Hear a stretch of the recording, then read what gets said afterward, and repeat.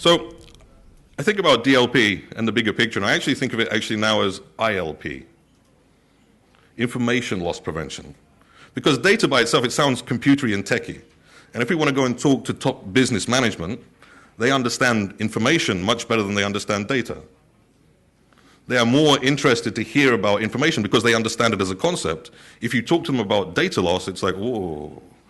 It's kind of like some IT stuff. And think about not just the tools that people use, but actually the combination of business, the combination of us as security professionals, and the combination of tools together, which is what we need to make it work effectively. It's what we need for good information loss prevention.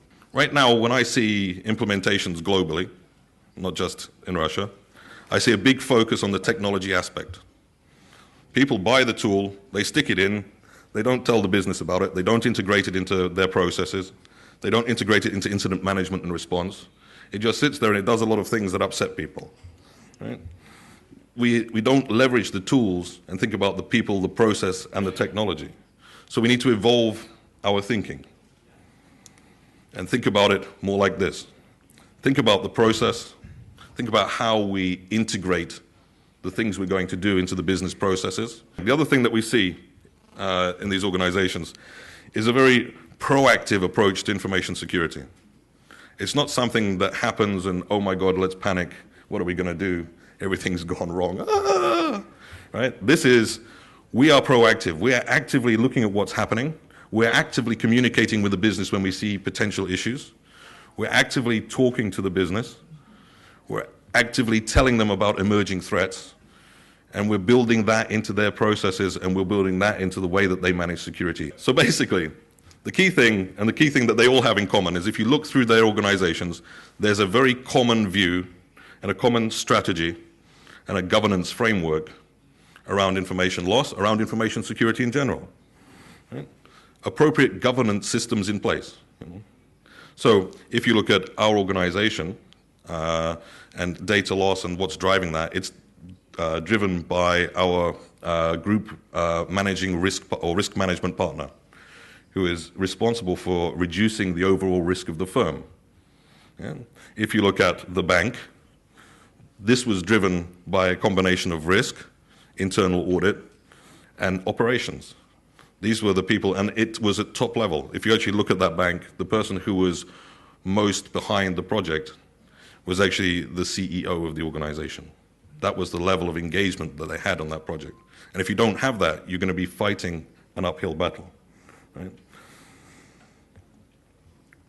Basically, again, a comprehensive management system in place, a good management system for security that's linked very closely and works very closely with data loss and with the business. The next one is the hard one, data classification.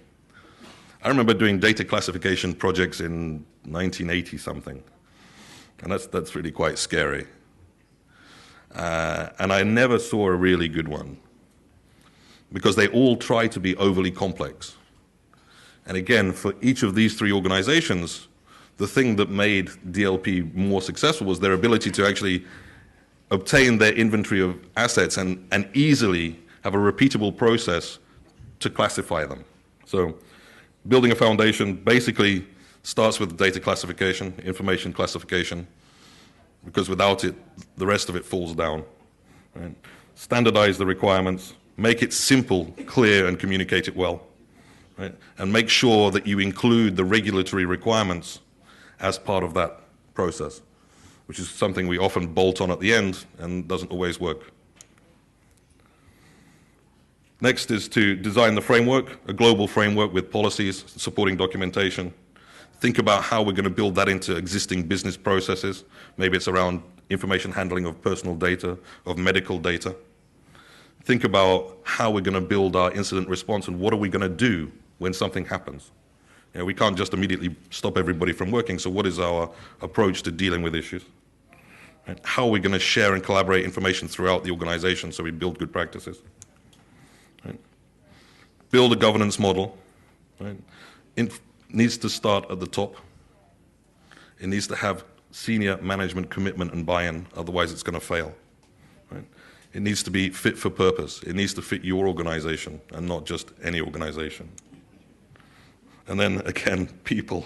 Oh, without people, the world would be so nice. I remember putting a presentation together on training and awareness about 5 years ago, and I asked all the security guys in the room to put their hand up if they thought that people were the biggest problem in security. And everybody put their hand up, of course, because we hate users. And then I asked, well, how many people do training when people join an organization on what they should be doing? And kind of some of the hands came down. By the time I got to the how many people here do regular training and awareness sessions for people, almost nobody had their hand left up. And so we've got to the stage where we think users are the biggest problem, but we're not willing to help them to make the right decisions